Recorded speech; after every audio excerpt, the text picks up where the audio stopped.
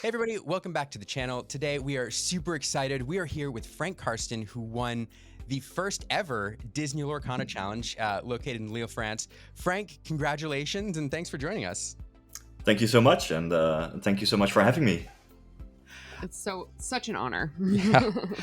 I guess I'm going to ask right up front, just a broad question. What did you think of the very first Disney Lorcana challenge? Well, for me personally, it was of course an amazing experience because, well, I managed to win it all. But even without that, it was an unforgettable weekend. I drove there along with a group of players from my local city. We all had an amazing time. I had so many friendly and skilled opponents. Just feeling the atmosphere in the room of 2,000 players all getting together for a game we really enjoy and have a lot of passion for. That is an amazing feeling.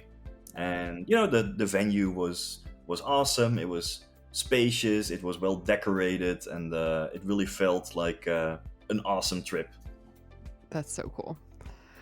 So why did you choose Steelsong to play? So I generally like to play decks that have somewhat of an aggressive band that can just, in this game, quest for 20 lore as quickly as possible. And I had some affinity with Ember Steel ever since the game was released, just because the synergy between Ariel, Spectacular Singer, and A Whole New World just felt super, super powerful. So I had already played versions of that color pair for a bit. And then when this tournament came around, of course, we had gotten lots of upgrades in the recent sets, and I built a version that had the option to go a bit more aggressive if the matchup called for it, with 2-drops like Mr. Smee and Piglet, but that also had the opportunity to play like a control deck, especially when I was on the draw against decks of similar speed, focusing on the steel direct damage cards, and having a deck with that kind of flexibility that could go aggressive in the right matchups or when I'm on the play, but also take sort of a control role, along with the real power of, say, Ariel into A Whole New World. That attracted me a lot, and well, couldn't have worked out better, of course. Well, I wanted to specifically ask about Piglet because I feel like he's a little bit of a unique choice in the 2-slot. So I like to curve out in the sense of just using all of my ink resources in the early turns. There are a bunch of alternatives for Piglet that also allow you to do something on turn 2 that gives you some lore over time, like the Pride Lands and Sleepy's Flute. The big downside of those cards is that they're not inkable. So if I'm, say, on the draw or in a matchup where I want to take more of a control role, you're kind of priced into playing them. Whereas Piglet has the flexibility of just turning into ink. Whereas, in matchups where you just want to go aggressive, it is, a similar card to Sleepy's Flute in the sense that it will provide a lot of lore for its cost. In a sense, it's kind of a Pinocchio, the 2-ink, 3-lore Pinocchio, but then even bigger and inkable. And on top of all that, it's even a pirate for Mr. Smee, which does come up quite frequently. So I felt it was a perfect fit. You, in an article that you wrote recently, that we'll link in the notes below, you talked about how you weren't super impressed with Sleepy's Flutes at 2, and how it kind of underperformed for you. But this is a card that we see a lot of Steelsong decks running. So for you, what is it about Sleepy's Flutes that make them kind of that had them underperform? It's the combination of being uninkable, so that really reduces your flexibility, while being a card that never helps you stabilize. So it is kind of worthless if you are playing a game where you are, behind from the get-go and need to claw back. Then you really need cards that answer the opponent's characters, rather than just a card that only provides lore. When, for example, on the draw, when you're behind in the lore race from the get-go, I would much rather spend my ink to like play to the board and challenge opposing characters rather than only adding more lore to my own total in a game where I'm probably not going to win that race. So Frank, you also have several one-ofs in this deck. Bare Necessities, Benja, Tinkerbell. You run one copy, and you talk about why that is, why you have very specific uses you have for these cards, and why one is kind of the ideal number for you. Well, generally speaking, you want to play 4 copies of your best cards, just to maximize the probability of drawing them. That's also why I have 4 Ariel and like 4 Small Cinderella, for Let the Storm Rage On, just to set up those kind of combinations. But then you do get to a point where, you have like a bunch of final flex slots remaining. And there I wanted to, first of all, smooth out the ink curve. When I was building the deck, I was imagining like having a certain amount of cards for every ink cost, so that I would just maximize the probability of using all of my ink resources every turn. And, I haven't done like the complete precise math behind all that, but, tweaking it with like a singleton Benya as an additional 3-drop, 1 extra Tinkerbell as an additional like expensive card, that felt like a good distribution to me.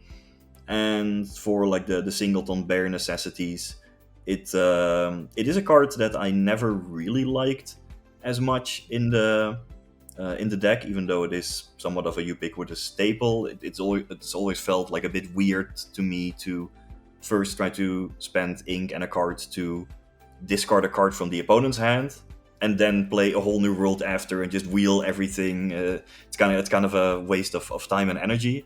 Mm-hmm. But of course, it is useful after a whole new world. But yeah, it's actually mainly in there as just an additional song to increase the probability of hitting with Ariel to the consistency levels that I really wanted to hit. And yeah, ultimately like finding the right amount of cards for every type of slot I had in mind for the deck. On that note, on songs, you talked about your ideal number of songs for this deck, and I think this is kind of an important note for Steelsong players because obviously the number of songs matters. So 17 or 18, you said, is about your sweet spot. Is that right? Yeah, for the slightly more aggressive character-oriented build, I felt it was a good amount. Perhaps if you have a deck with 4 Sleepy's Flute and really want to keep activating those every turn, a few more might be warranted. But I didn't love the flutes, and given that, I felt like 17 or 18. It gave a good amount of consistency with Ariel, or at least sufficient, while also leaving enough slots to curve out with characters in the early turns. But it's a balancing act, and yeah, we're still discovering the optimal way to build decks in Lorcana. I think there's still a lot to be explored and optimized. I completely agree. It is interesting, on that point, how I don't know if you watched the Atlanta results, but this rogue deck came in and and you look at that deck and you're like, that deck should have been everywhere. Like, it's so good. How did nobody find it? And to have somebody discover it and bring it to an event like this on like the last day of a season is incredible to me. Yeah. Yeah, I fully agree. I was really impressed when I saw that. Like, it just shows what is still possible in this game. Like the depth of like potential strategies still unexplored, and yeah, I'm just really happy that such an off-meta brew managed to take it down and show everyone that, hey, awesome deck builders can actually find great success in this game. Would you describe this as a mid-range deck? Yes. I would put it slightly on the more aggressive spectrum of mid-range decks.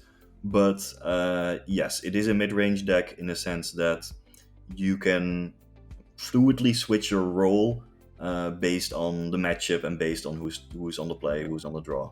Like in some matchups, for example, against Ruby, Sapphire, I will always take an aggressive role because their cards are just more powerful in the late game, so I need to win quickly. And against other decks that are more like aggressive or fast in nature, I may take a control role, especially when I'm on the draw, and that to me is the hallmark of a mid-range deck. That's perfect. So I know you go really into depth on your mulligan strategy in the article. So for those who want to nerd out about mulligans, they can see the link in the description and go just read all about them. But can you talk generally about your mulligan strategy with this deck? So generally what I try to go for is to find a 1-drop to play on turn 1, a 2-drop to play on turn 2, then a 3-drop to play on turn 3, ideally an Ariel, which feels like perhaps the best card in the deck. And then maybe like wheel with a whole new world, or redraw with Rapunzel, depending on the matchup. So if I don't have those early plays for turns 1, 2, or 3, I will often toss a bunch of expensive cards away in search of something to spend my ink early on. I often also like keeping at least one Robin Hood, either a small or big one, or keeping one Queen, either a small or a big one, in the hope of assembling sort of a set. That's something I sometimes look for in mulligans. And then things can also change quite a bit based on the matchup or based on play draw. For example, if I am up against say a discard deck, then anything with card advantage, from Let Storm Rage on to Rapunzel, highly increases in value. Likewise, when I am on the play and just have one fewer card than my opponent, I also like card advantage a bit more. Same with A Whole New World. That's typically better when you start with effectively fewer cards than your opponent. Whereas if I am on the draw, then I might more regularly keep removal spells, because you have to be more reactive and try to answer what the opponent is doing in order to ultimately establish control of the game. So yeah, things change based on matchup, based on play draw, but trying to assemble an early ink curve is the most important thing and driver in my mulligan decisions. I have to say, as a new player, I'm always in awe how you as a really, really talented player think through mulligans, because I'm still thinking about mulligans on just such a basic level. I'm not even factoring in whether or not I'm on the play or on the draw into my mulligan strategy, but it's completely makes sense why you would do that. So I appreciate you sharing your thoughts on that, because it's just wow, that's really smart. So anyway, speaking of being a new player and things that are really helpful for me, how did you prepare for this event? How do you normally prepare for events? Can you talk us through that process? So yeah, to be fair, my preparation for this tournament was perhaps not the pinnacle of preparedness or confidence. I really didn't even expect to do so well. It came as like a huge surprise to me that I just kept winning. The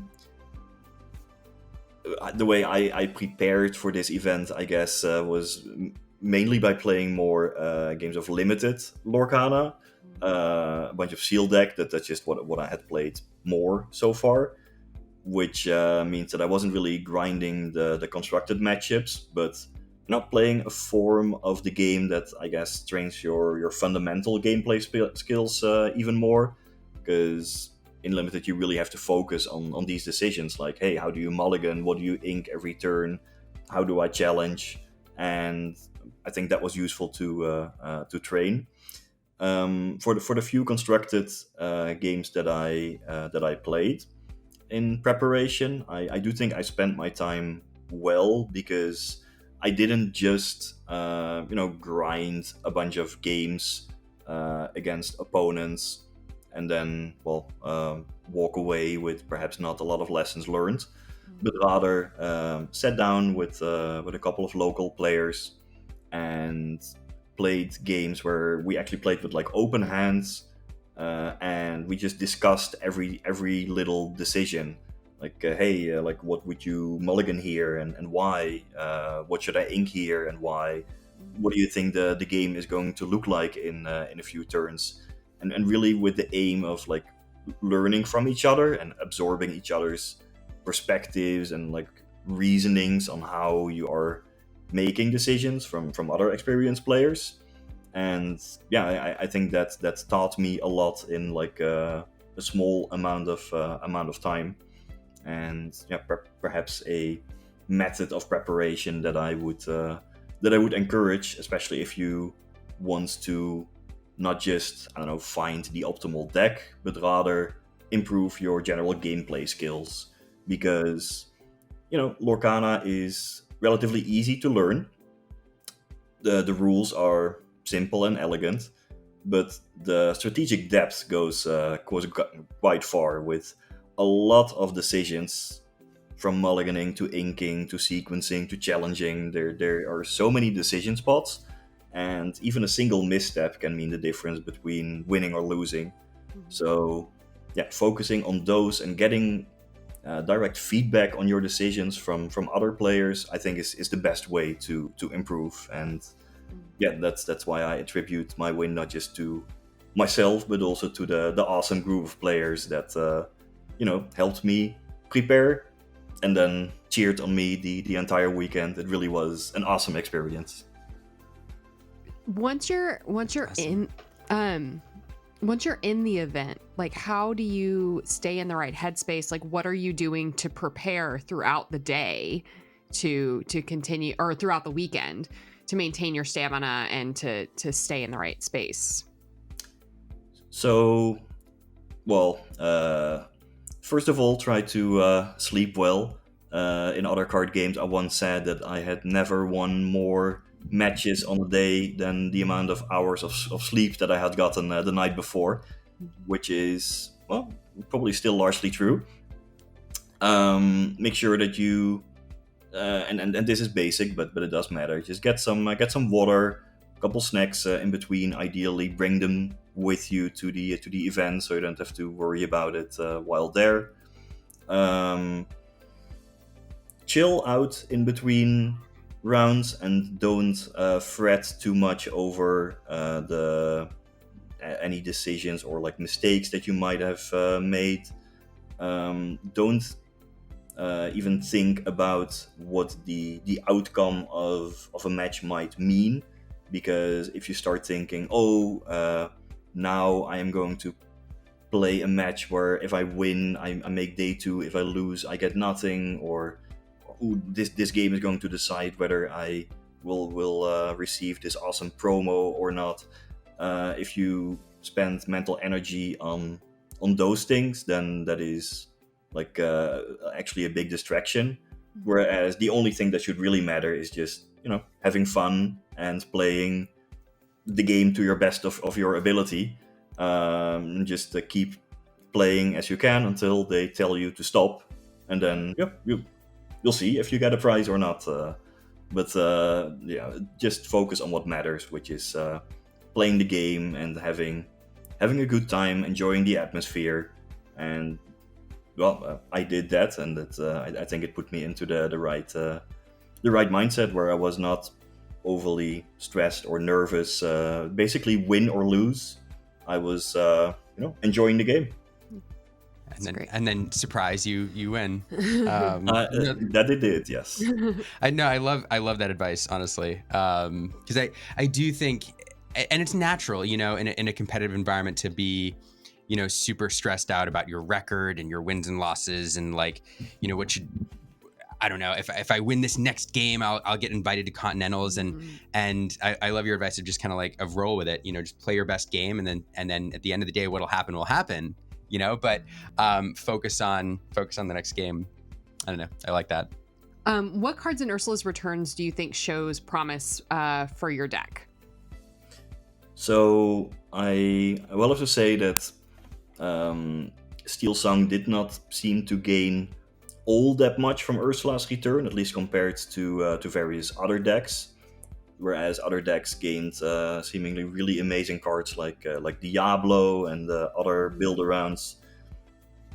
Steelsong gained maybe a couple small improvements. The ones that I'm most interested in are Ariel Sonic Warrior, the Shift Ariel, which is probably terrible against Ruby decks with Madame Medusa, but which could be, with like her very high willpower, be quite strong against other steel decks.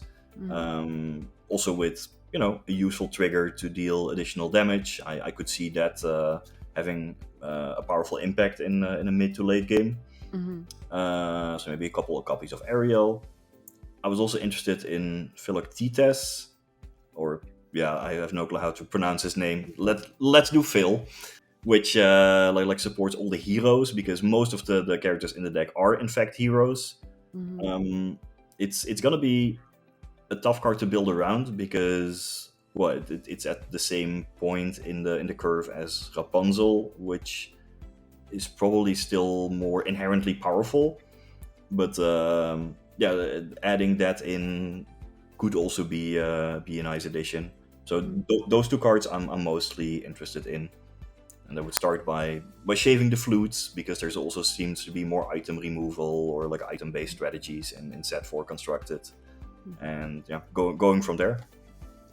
So Frank, in TCGs, there's this concept called like playing to your outs. Can you describe what that means to you and how you applied that in this tournament? Very often when I am far behind in a game, my mind just goes to the potential outs. Like, how can I still win this game? Like, imagining if I could stack my deck in a certain way. Is there like a sequence of draws where I can somehow still win it? And if that is there, then I have to play towards that. I had a game at the challenge where I was probably gonna lose on the next turn, but then I figured, well, my opponent has 14 cards in their deck, so if I play A Whole New World now and draw another, then they actually lose due to depleting the library on the next turn, and play to my outs, and the right cards were on top. But also conversely, when I am very far ahead, then I instead think about my opponent's outs, right? What can they still do to somehow potentially claw back into this game? Assume they're actually going to make those terrible plays for me over the next few turns, and then how do I defend against that in the best way?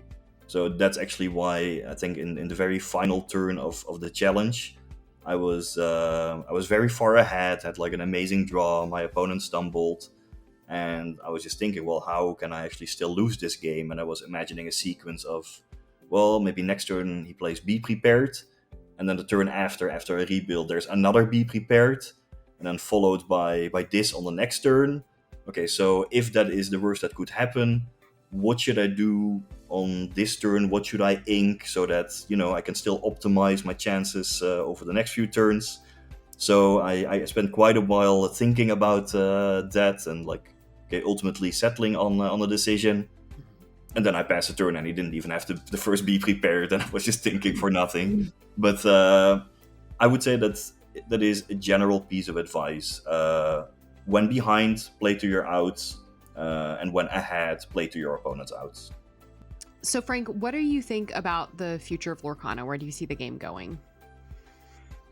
I would say that the past weekend shows that it has a bright future ahead of it. Both of the challenge events in Lille and in Atlanta were completely full, and what I also noticed, at least in Lille, was that everyone had a good time. Opponents were friendly, games were great. Even after all the participation promos were handed out, almost everyone just kept playing because, well, it's a fun game. You have the opportunity to play against players from all over. At least in this tournament, I played against players from Spain, from Italy, from France, Belgium, the Netherlands, Germany, England. Really, people came from all over Europe to like enjoy this awesome weekend together, where new friendships were made, and all through the shared love of a card game. In that sense, given that it has like awesome Disney characters, a game that is easy to learn but difficult to master, it is not going to draw me away from Magic the Gathering, which I also still love very much, but I very much enjoy the game of Lorcana as well on top of it, and I had a great experience, so I just see a great future for it coming up.